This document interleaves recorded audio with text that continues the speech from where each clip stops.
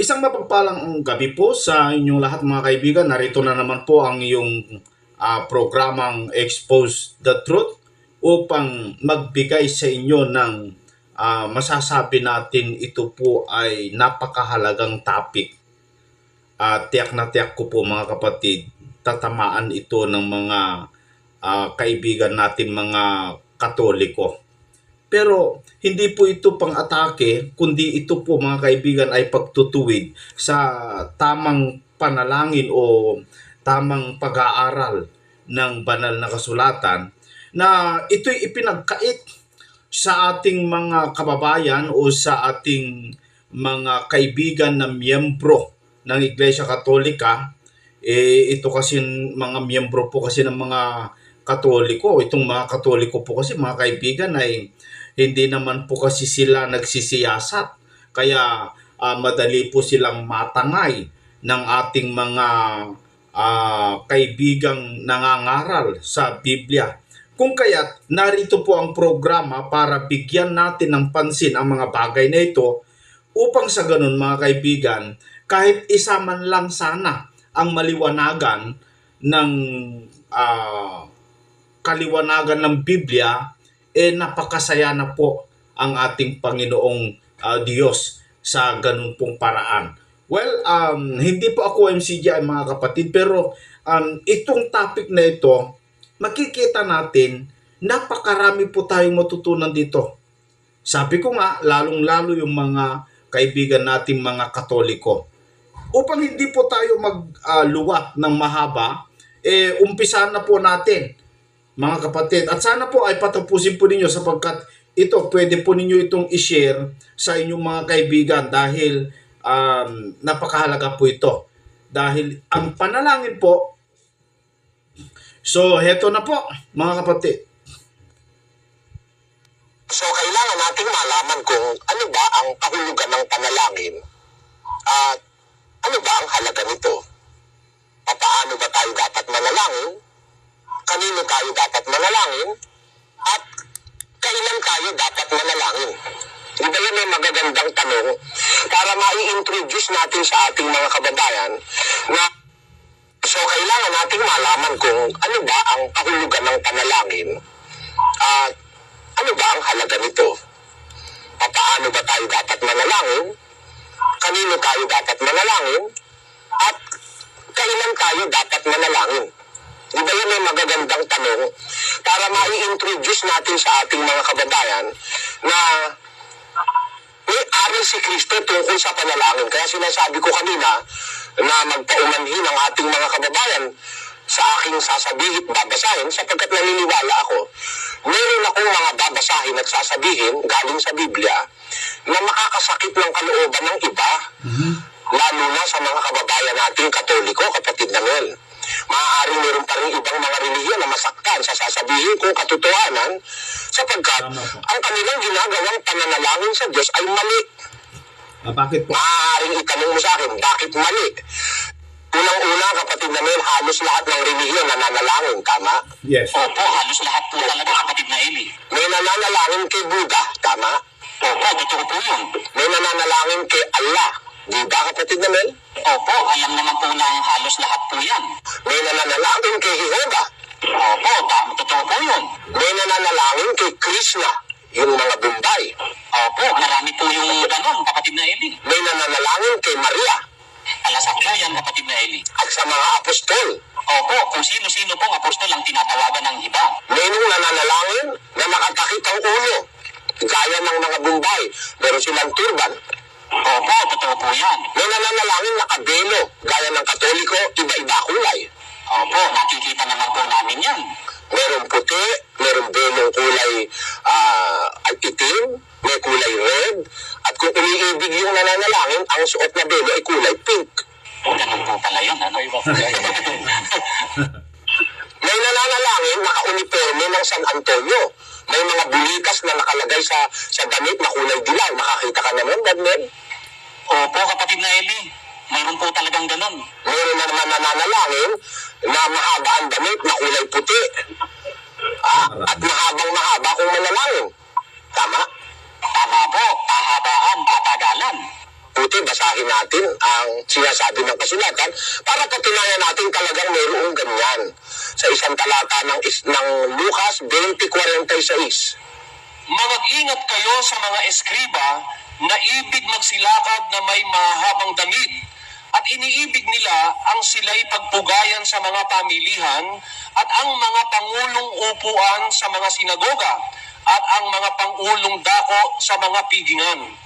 Na sinasakmal nila ang mga bahay ng mga babaeng bao at sa pagpakunwaring banal ay nanalangin ng mahaba, ang mga ito'y tatanggap ng lalong malaking kahatulan.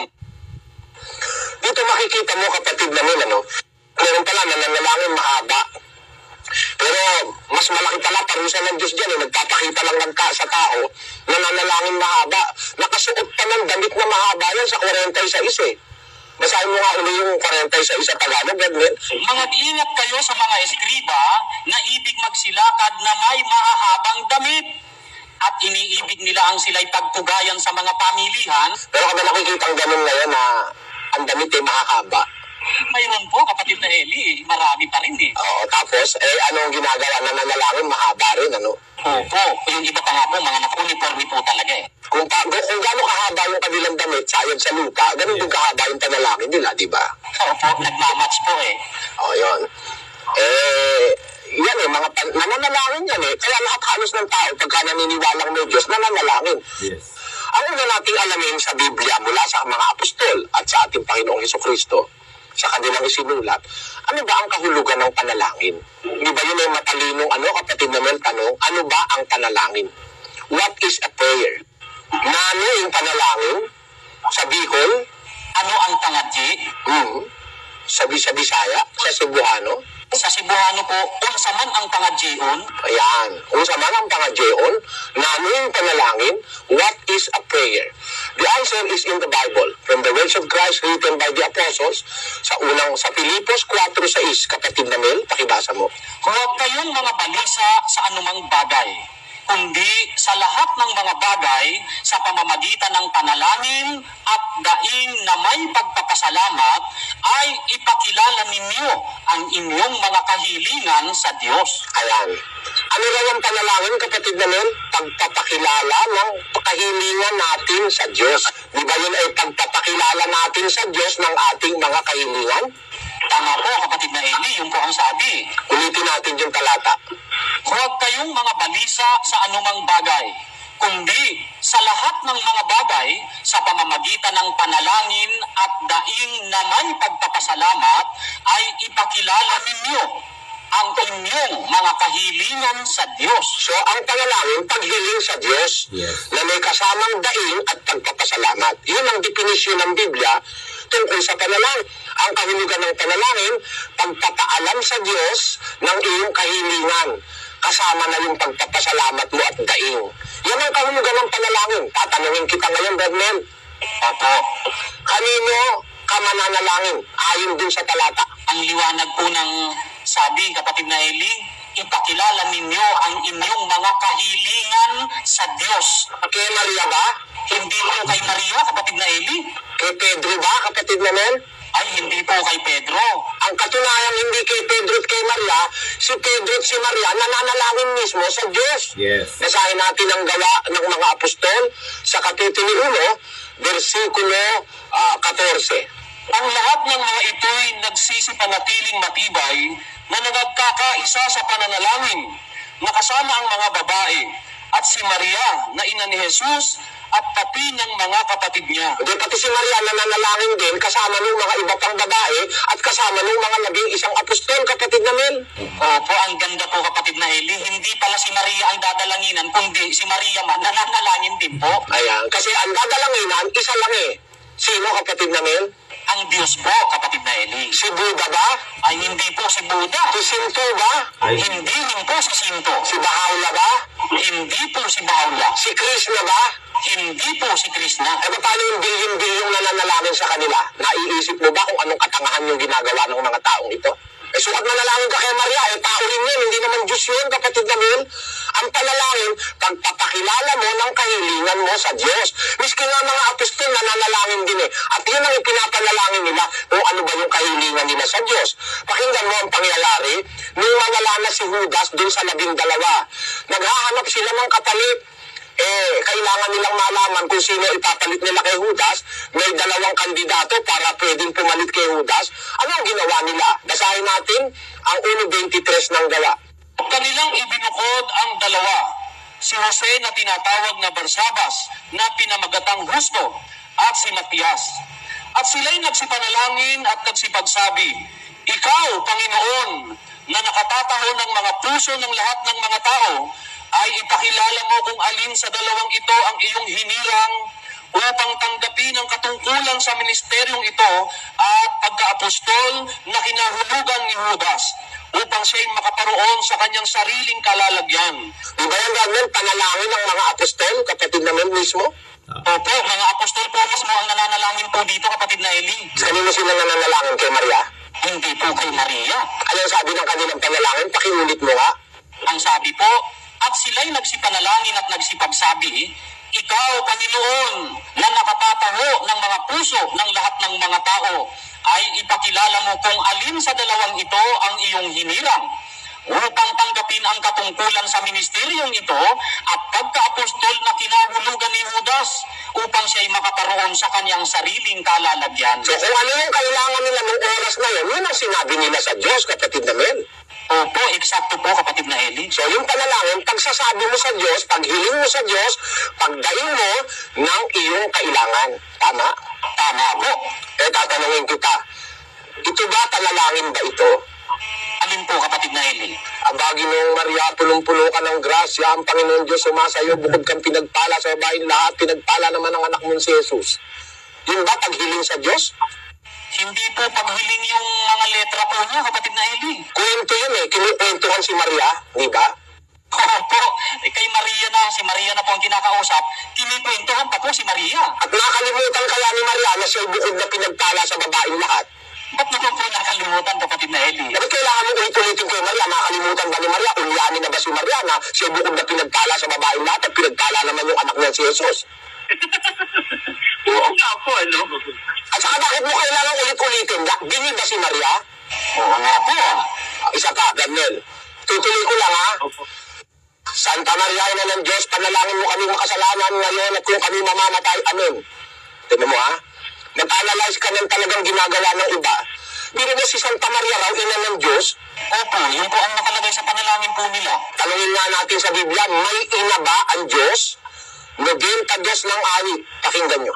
Bago nalabas ang mga bundok, o bago mo nilikha ang lupa at ang sanglibutan, mula nga ng walang pasimula hanggang sa walang hanggan, ikaw ang Diyos. Ina ba ang Diyos, kapatid namin? Wala pong ina ang Diyos, kapatid na Eli. Mula ng walang pasimula hanggang sa walang hanggan, ikaw ang Diyos. Biro mo, yung Diyos pala, walang pasimula. Paano nagkaroon ng ina yun, kapatid namin? Para patunayan natin sa ating mga kababayan, i-type mo sa computer yung phrase na ina ng Diyos. Ipahanap mo sa computer sa buong Biblia kung may mababasa tayo sa Biblia ina ng Diyos, kapatid namin. Sige. Opo, computer na po ang paghahanapin natin at napakabilis na searcher ng computer, mga magulang. Ina ng Diyos. Ang resulta po mula po sa paghahanap ng computer, no word or phrase found, kapatid na Eli. So walang katotohanan yung pinangangaral ng Katoliko na si Maria ay ina ng Diyos. Si Maria ay ina ni Jesus nung nagkatawang taong anak ng Diyos. Yun ang kanyang ipinanganak, si Jesus. I-type mo nga yung ina ni Jesus, kapatid namin, kung may makikita tayong talata. Opo, sige nga po mga kapatid. Ina ni Jesus. I-type natin.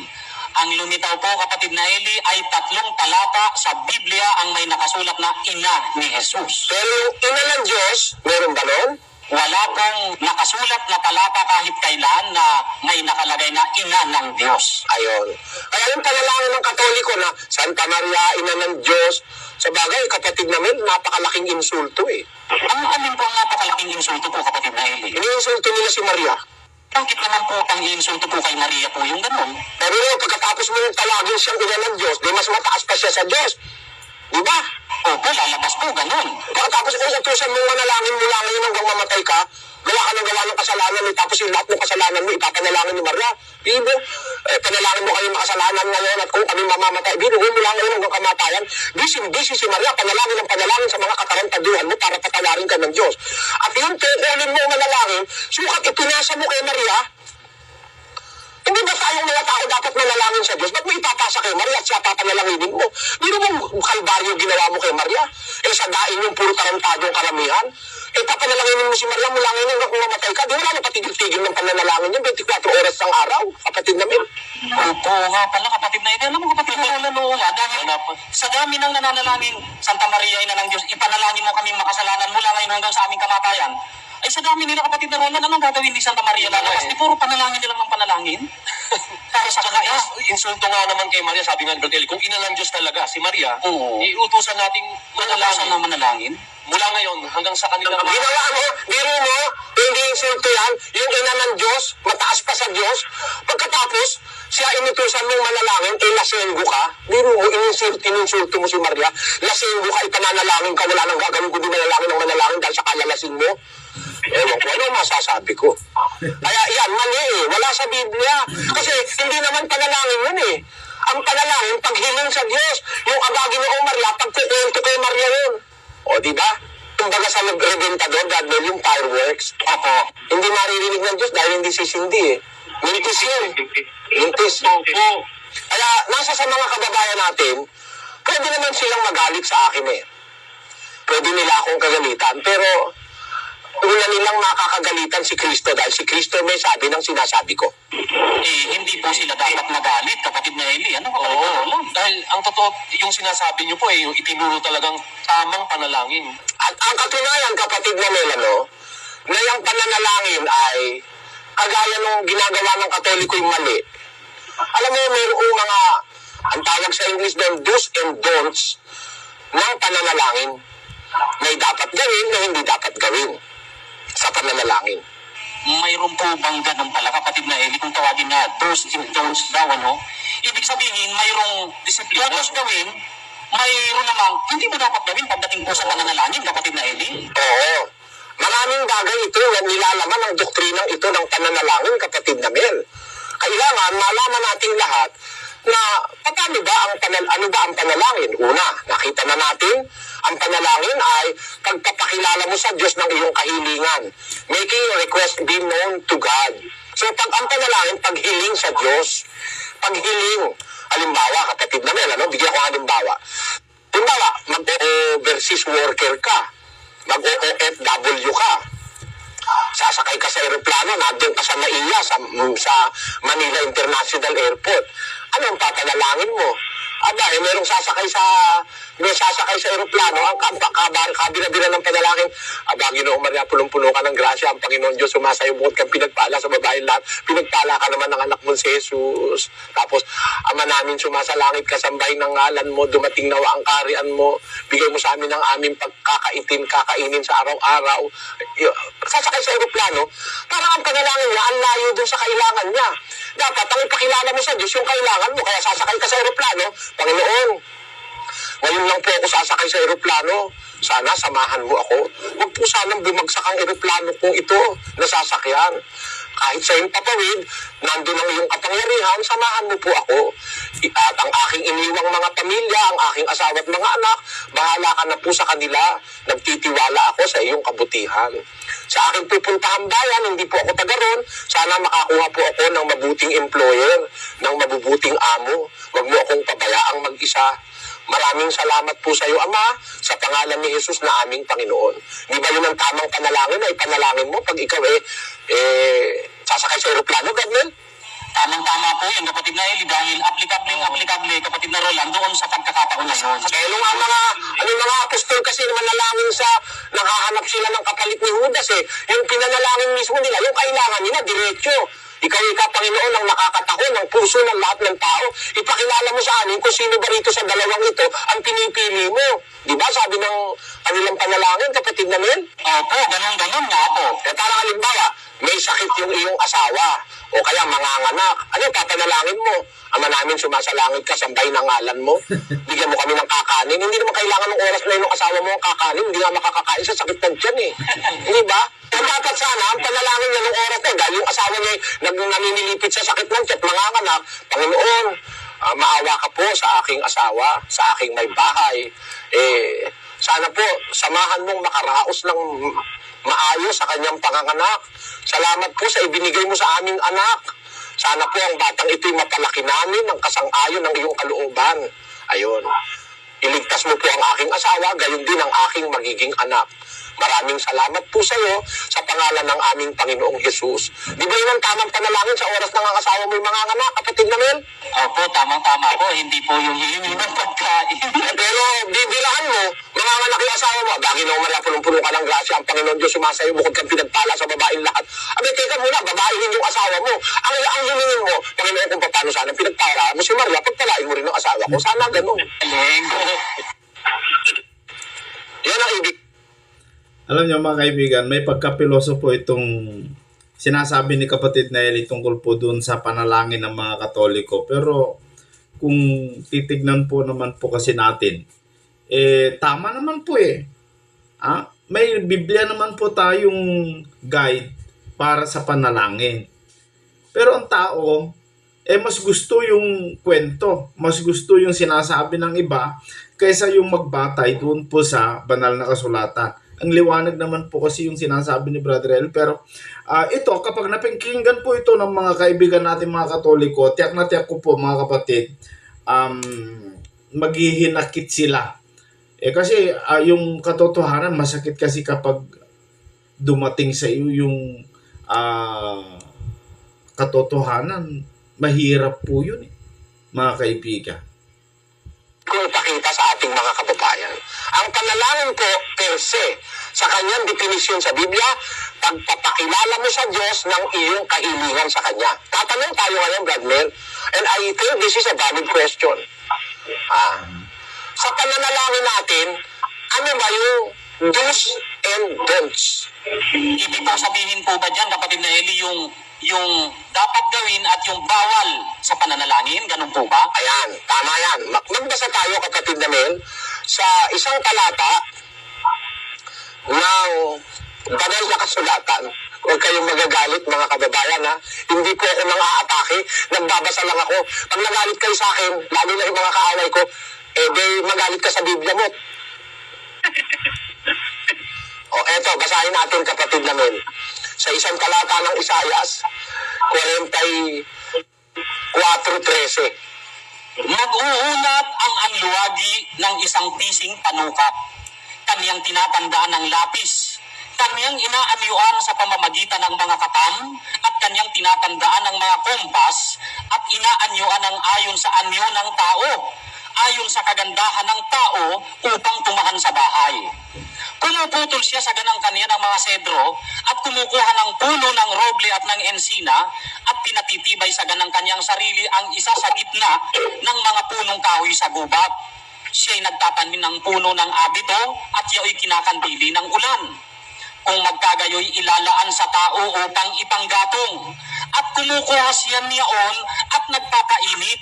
Oo, kanyang pinaliliyaban niyaon at ipinagluluto ng tinapay. Oo, kanyang ginagawang isang Diyos at sinasamba. Ginagawa niyang larawang inanyuan at pinagpapakirapaan.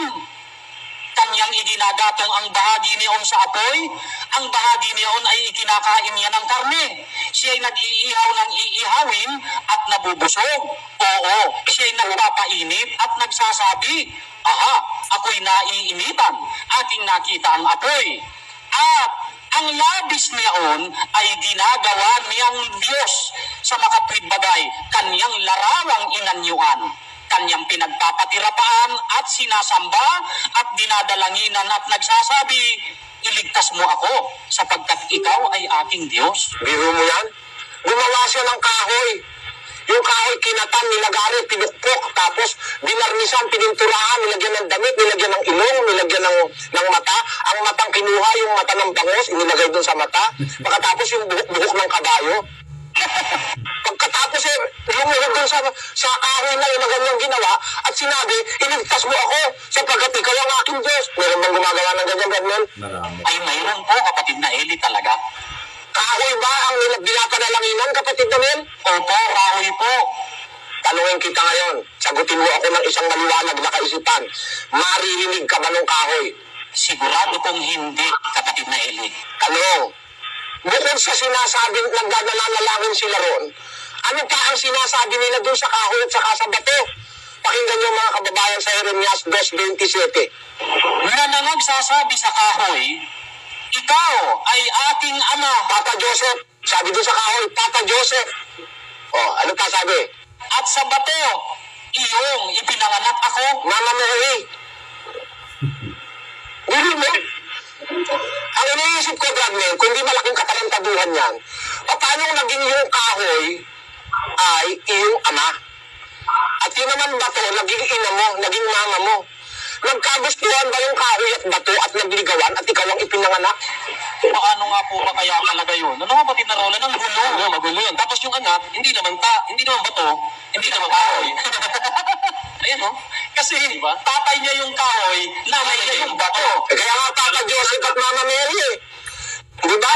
Papa Joseph at Mama Mary. At ngayon, hindi lang kahoy at bato. Yung nasa EDSA, sa ano yun eh? Copper, ano ba yun? Tanso, yung nasa EDSA, Brother. Alam mo ba yun? Opo, tanso po yata yung nasa EDSA, kapatid na Eli. Naku po, at napakapangit. Bakit naman po napakapangit? Hindi naman ganyan ang itsura ni Maria. Alam mo ba kahulugan ng salitang Maria sa Hebreo, Brother? Ano po bang ibig sabihin ng salitang Maria sa Hebreo? Ang Maria maganda ang ibig sabihin. Tinan mo nga itsura nung nasa EDSA. Wala, Brad Mel, ano? Kung talagang mahal nila si Maria, yung ina ng ating Panginoong Jesus, Oo. hindi nila gagawin yung ganyan. Kaya akala nila, pagpapahalaga pa kay Maria yung ginawa nila niyan, mahal yan, kapatid na Mel, ha? Pero hindi pala tama na ganyan ang itsura ni Maria, kapatid na Mel, eh. Unang-una, sabi ko nga sa'yo, meron do's and don'ts. Bawal ng Diyos yan, gumawa ka ng mga larawan na yan, tapos manalangin ka dyan. Bawal ng Diyos yan. Basahin natin sa Biblia Katoliko, Brother, sa Deuteronomio 5:7. Pakinggan niyo, mga kababayan. Ito, Bibliang Katoliko po mismo ito. Huwag kang magkakaroon ng ibang mga Diyos liban sa akin. Huwag mong igagawa ang iyong sarili ng anumang larawang inanyuan na nasa langit sa itaas o nang nasa lupa sa ibaba o nang nasa mga tubig sa ilalim ng lupa. Huwag kang magpapatira pa sa kanila ni sasamba sa kanila sapagkat ako na Panginoon mong Diyos ay isang Diyos na mapanibughuin na naggagawad ng mga parusa dahil sa kasamaan ng kanilang mga magulang sa mga anak ng mga napupot sa akin hanggang sa 3 at 4 na salin lahi. Aba, naninibugho pala ang Diyos pagka ikaw lumuluhod at nagpapatira ka sa mga kahoy at sa mga ginawa ng kamay, kapatid namin. Yung mga larawang inanyuan, yung mga ribulto, yung mga santo-santo raw na sinasabi ng Katoliko, ang Diyos pala naninibugho pag diyan ka lumuluhod, kapatid namin. Opo, kapatid na yun, ganun po pala yun. Kaya doon sa pasyon, alam mo kung ano nasa pasyon, Brother? Pasyon Katoliko ay yung binabasa nila pagkamahal na araw. Talagang ang Diyos naghihinanakit dahil ang mga tao sumasamba doon sa kay Baal, yung Diyos-Diyusan, yung ginawa ng kamay. Naghihinanakit ang Diyos pagka sinasamba mo yun eh. Basahin natin ang pasyon. Dapat na maghinanakit sa'yo ang puong marikit. Ginto't pilak, yamang muntik, sa'yo'y di pinagkait, kay Baal mo pinagsulit. Tamo? Naghihinanakit daw ang Diyos dahil yung ginto, yung pilak, hindi naman pinagkait sa'yo, tapos yung ginto at pilak, ibinagsusulit mo kay Baal. Ini-offer mo yung pilak at ginto kay Baal. Si Baal ay isang Diyos-Diyosan. Kaya sabi rin ng pasyon, kapatid namin, kung luluhod ka, sino ang dapat mong luhuran? Basahin natin sa pasyon. Sukat mong maalaman sa sulat na papalaman ang puong Diyos nga lamang, siyang dapat naluhuran at sambahin gabit araw. Ulitin ko kaya. Sukat mong maalaman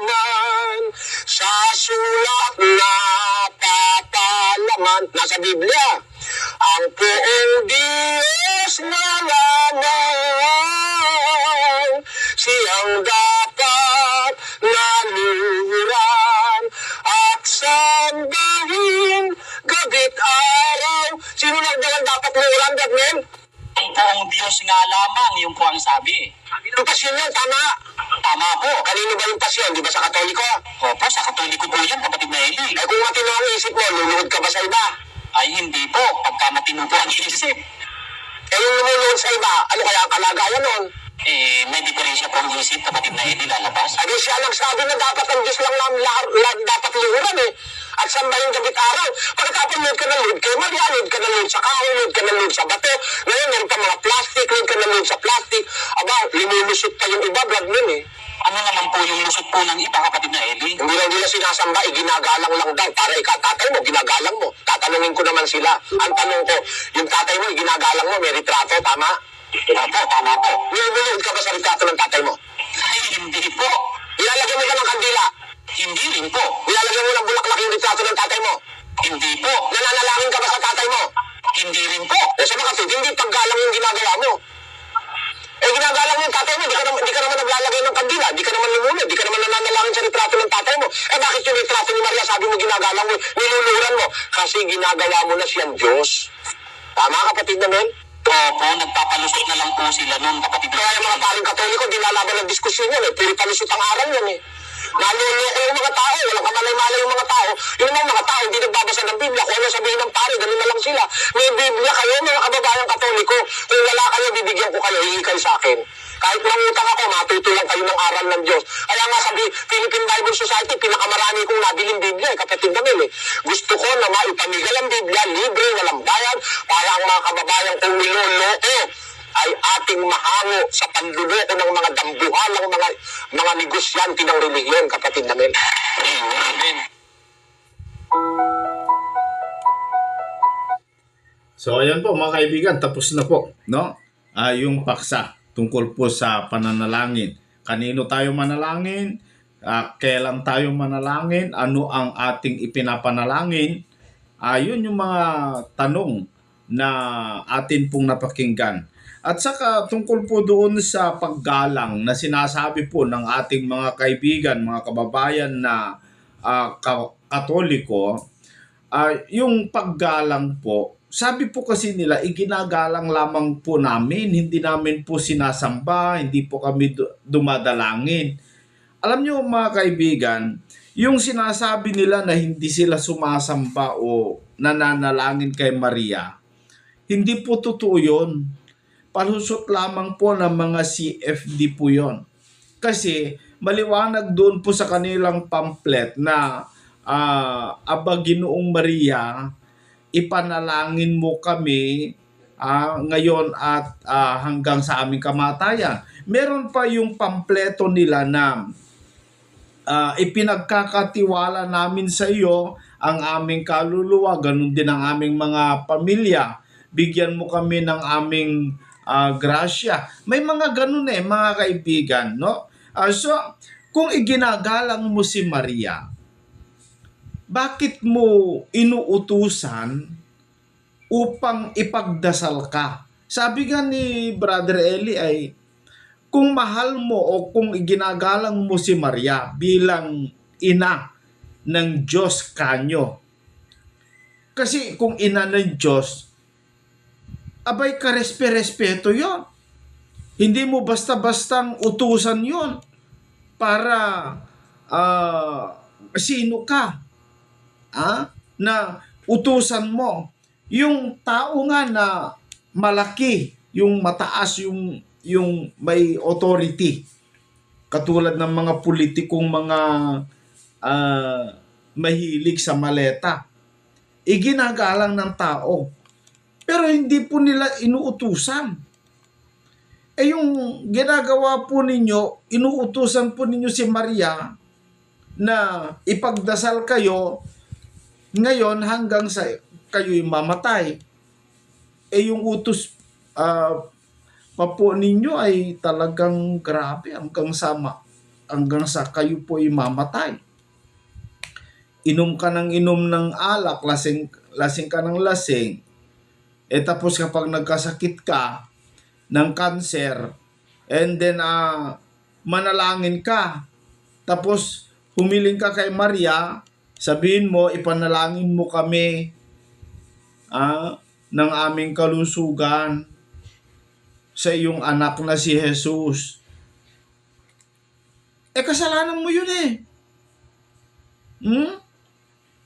Alam niyo mga kapatid, may mga bagay na hindi po natin dapat ipanalangin. Ayon po dito sa Biblia, kung atin pong magbasa, ito sa 1 John ito dito sa 1 John, sabi po dito sa verse 16, chapter 5, verse 16, kung makita ng sino man na ang kanyang kapatid ay nagkakasala ng kasalanang hindi kamamatay, ay idalangin siya at bibigyan siya ng Diyos ng buhay na ukol sa mga nagkakasala ng hindi ikamamatay. May kasalanan, ikamamatay. Hindi tungkol dito ang sinasabi ko na idalangin niya. Pakinggan po ninyo mga kapatid. May dalawang klaseng kasalanan. Una, kasalanang hindi ikamamatay. Yun po yung tinatawag ng mga Katoliko na ano ba tawag nila doon? Hindi po mortal sin. Tawag nila dyan ay venial sin. Pero yung mortal sin na sinasabi nila, hindi na po dapat ito ipanalangin. Ano yung kasalanang ikamamatay na hindi mo dapat ipanalangin? Tulad yung mag-drugs ka. Di ba yung drugs, kasalanan yon? At yan ay ikamamatay yon.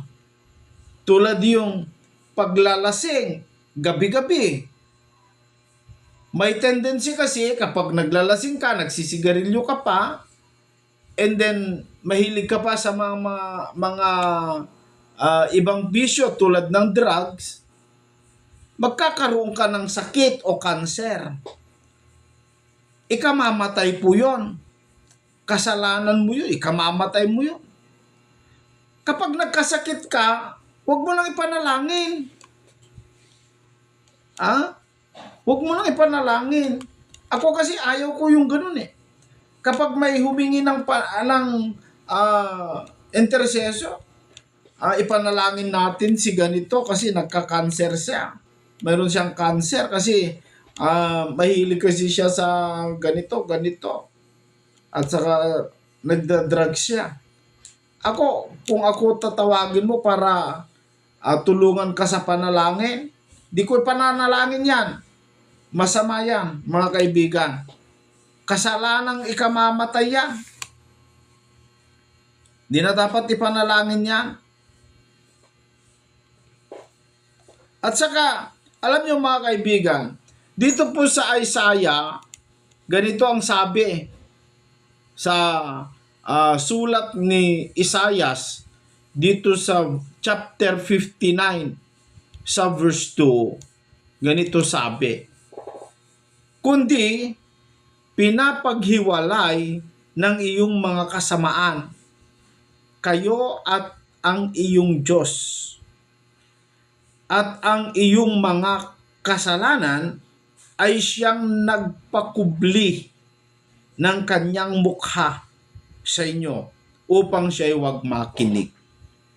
Nakita po ninyo mga kapatid, kapag ikaw ay nananalangin at may kasalanan ka, nag-drugs nga, ipanalangin mo pa, dahil dun sa kasalanan, yun yung nagpakubli, hindi makikinig ng Diyos doon. Yung nagka-cancer dahil sa bisyo, hindi makikinig ng Diyos doon, hindi niya pakikinggan yon. Kasi, maliwanag sa talata Magbasa lamang po tayo sa talata, mga kababayang Katoliko. Sukat yung namatay na hindi po nananampalataya, masamang tao, kriminal, no? Maraming pinatay. Mayor ngayon, maraming mga pinatay yung mga mayor minsan pinapatay yung mga ayaw magboto sa kanya tapos kapag namatay, dahil siya po ay mataas sa gobyerno, tinawagan yung bishop, tinawagan yung obispo para ipagdasal yung kanyang kaluluwa. Sa tingin niyo po ba, mga kababayan Katoliko, pakikinggan kayo ng Diyos? Hindi po. Dahil yung kasalanan mo, yun yung nagpahiwalay sa iyo sa Diyos. At yun yung nagpakubli upang hindi makita ng Diyos yung panalangin mo at hindi siya makinig, hindi niya mapakinggan, hindi umabot. Ano dahilan? Dahil sa kasalanan. Kaya, wag na. Sabihin ng iba, baka sabihin ng iba, mali ka dyan, Esel. Kasi meron po taong masamang-masama. Tapos pinanalangin. Nagamo. Biglang gumanda ang kalusugan. Bakit dininig ng Diyos? Di ako naniniwala doon. Alam nyo, si Satanas ay matalino din samantalahin niya yung tao para malito. Malinlang. Malay natin, baka demonyo po ang sumagot doon. Gamutin pansamantala para lalabas na ang Diyos po ang gumamot. May mga ganun po kasi na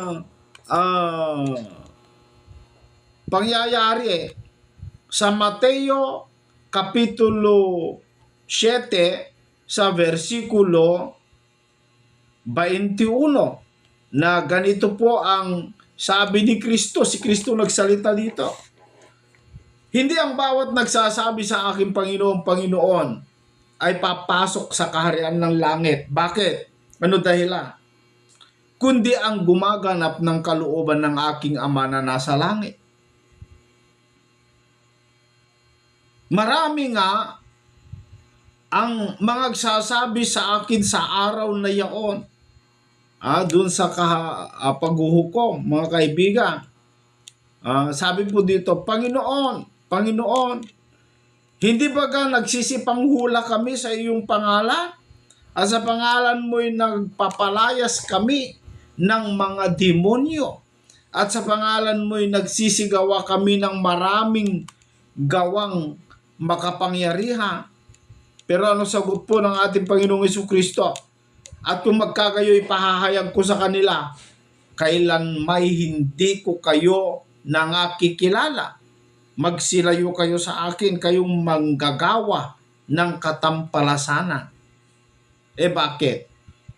Hindi naman po sang-ayon dun sa kalooban ng Diyos yung ginagawa po nila. Unang-una, sa panahon natin, mga kaibigan, mga kababayan, wala na yung mga himahimala na yan. Kaya, kung may mga gumagawa man ng ganyan, ay hindi na po gawain ng Diyos yun. Naniniwala ako, yung mga mangangaral na ipipilit, yung instant healing, no, yung lehens, hindi nagbabasa ng Biblia yun. Bakit? Kasi mga kababayan, wala na, hindi na dapat gawin pa yon. Yung instant healing, yung ipanalangin mo yung pilay, o yung patay tapos mabubuhay. Tapos sabihin mo, anointed ito, ito ay sa Diyos ito.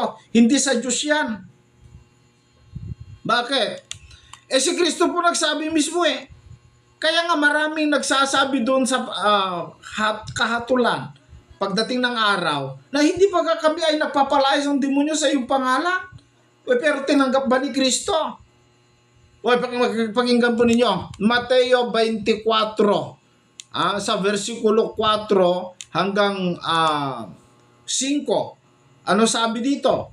At sumagot si Jesus at sinabi sa kanila, mag-ingat kayo na huwag kayong mailigaw ninuman. Bakit? Sapagkat marami ang magsisiparito sa aking pangalan. Ano sasabihin nila? Na magsasabi, ako ang Kristo, at ililigaw ng marami. Paano sila magligaw? Ano gagamitin nila? Ano gagawin nila para yung mga tao ay maligaw? Ano ang gagawin nila? 24. Dito pa rin sa chapter 24 ng Mateo. Sabi dito, sapagkat may magsisilitaw na mga bulaang Kristo at mga bulaang propeta at mga papakita ng mga dakilang tanda at mga kababalaghan, ano pat ililigaw kung maaari pati ang mga hirang. Ang gagawin para magligaw, gagawa ng kababalaghan, mga dakilang tanda, mga kababalaghan, mga himala, para yung tao mapaniwala niya. Pero kung may gumagawang ganyang tao, hindi sa Diyos yan.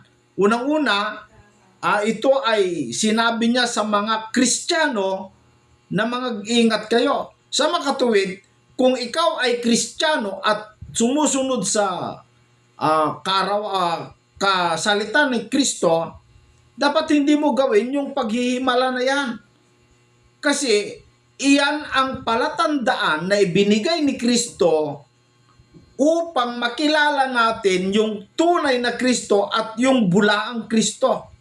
Ang tunay na Kristo, hindi nagagawa ngayon ng mga kababalaghan, mga himala-himala na yan, yung lehens-lehens, na instant healing.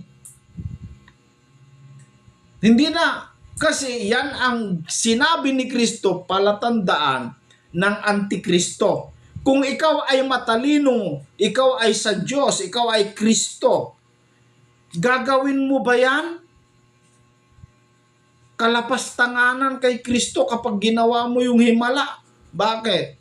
Inutusan nga eh. Yan nga yung palatandaan ng Antikristo tapos ginagawa mo. Kaya mag-isip po tayo mga kaibigan at mga kapatid. Isipin natin, paano mo makilala ang Antikristo sa pamamagitan ng himala? Ibig mo bang sabihin, Esel, ay wala nang himala sa panahon ngayon? Wala nang mga himala na yan? Bakit sabi ni Kristo, ang may pananampalataya ay magpapalayas ng demonyo? Paano ka makapagpalayas ng demonyo? Sa pamamagitan ba ng katulad yung ginagawa ni Kristo noon? Paano ka makapagbuhay ng patay? Paano ka makapadilat ng bulag? Hindi na yung mga literal. Gumagawa ka ng mga himala ng Diyos, pero hindi sa literal na himala. Tulad yung pag-lens mo yung bulag ay makakakita. Kundi sa pamamagitan ng espiritual.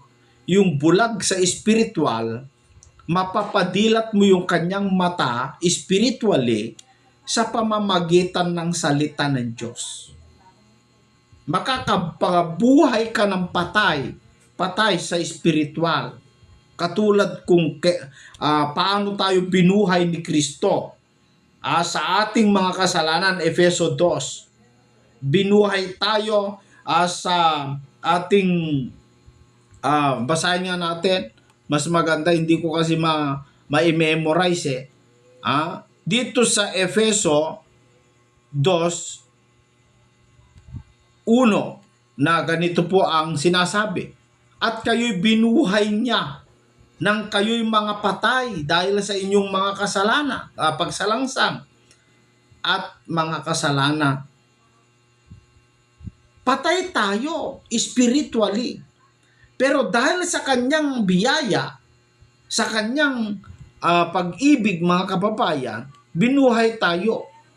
Bagamat tayo, sabi sa 5, mga patay dahil sa ating mga kasalanan, tayo'y binuhay na kalakip ni Kristo sa pamamagitan ng biyaya, kayo'y nangaligtas. So makakapagpadilat ka ng mata o baka kapag buhay ka ng patay spiritually sa pamamagitan ng biyaya ni Kristo. Hindi sa himala. Dahil yung literal na himala, gawa ni Satanas po yun. Mga kaibigan at mga kababayan. Makakagawa ka ng himala pero hindi tulad doon sa ginagawa ng iba na ipinanalangin daw yung pilay nakalakad. Yung bulag pinanalangin daw ay nakadila. Sa dinami-dami na ng mga pipi ngayon. Sa dinami-dami na ng may mga kanser, may mga sakit dyan po sa ospital. Walang pambayad dahil korap ang gobyerno natin. Ba't di kayo pumunta sa mga ospital? Ba't dyan po kayo sa mga stage? Kung talaga nakakapagpadilat kayo ng mga bulag at nakakagamot po kayo ng mga sakit, kanser, kung ano-ano pang mga sakit, ba't di nyo nalang puntahan dun sa ospital? Maraming mga mahihirap doon. Dito nga lang sa amin, maraming mahihirap eh. So, paano tayo manalangin? Ano ang ating ipinapanalangin? Kailan tayo manalangin? Kanino tayo hihingi ng panalangin? Maliwanag yung ating na pakinggan mga kaibigan. Yung ating na panood. Sa Diyos po tayo manalangin. Hindi kung kani-kanino, hindi sa bato, hindi sa kahoy, hindi sa tao. May mga nananalangin kasi sa tao eh. Mga kaibigan, mga kababayan eh. Nananalangin sila sa tao. Kasi Kristo nila tao. Mali po yun. So, yan po, no? At tandaan po natin, mga kapatid, mga kababayan, ang panalangin, isang gawa, doktrina ng Biblia upang mapalapit ka sa Diyos. At masabi mo ang iyong mga kailangan. Bagamat alam ng Diyos yung ating pangangailangan, kahit hindi pa natin hiningi, pero mga kaibigan at mga kapatid, hinahanap pa rin ng Diyos na ikaw ay maglambing sa pamamagitan ng pagdarasal. Sa Diyos ka mismo hihingi. Huwag kang ano yung ginagawa ng mga tao kasi. Alam ko, masakit po ito sa mga kaibigan natin mga Katoliko. Ididiin na naman, sasabihin na naman. Hindi naman kami nananalangin at hindi namin dinidiyos si Maria. Nire-respeto lamang po namin siya. Ang tunay na respeto mga kaibigan, para yung pagrespeto mo sa Diyos, huwag mo idaan sa ribulto. Kung talagang nire-respeto mo ang Diyos, kung talagang nire-respeto mo ang Diyos, yung mga tao na nangangailangan ng tulong mo, yung tao na talagang kailangan niya ng kaligtasan, irespeto mo yung maliliit. Bigyan mo yung nangangailangan. Ganun po ang pagrespeto sa Diyos. Para makagawa ka ng tunay na pagsamba at malugod ang Diyos sa iyo, yung kanyang mga nilikha. Dahil hindi mo naman nakikita ang Diyos, pero may nakikita kang mga tao, pulubi, mga nangangailangan. Tulungan mo. Malulugod ang Diyos sa iyo. Malulugod sa iyo ang Diyos. Ganun po. So, salamat po sa inyong lahat mga kaibigan. Naway, nagkaroon po tayo ng aral dito sa aking pinalabas. Sana po, huwag po kayong magalit lalong-lalo yung mga kaibigan natin mga Katoliko, ito po ay pagkumpara lamang po, no? Huwag tayong magbingi-bingian. Huwag tayong magbulag-bulagan. Kung ayaw po ninyo, wala tayong magagawa. So hanggang sa susunod po muli mga kapatid dito sa ating programang Expose the Truth. Kita-kita po muli tayo mga kaibigan at mga kababayan.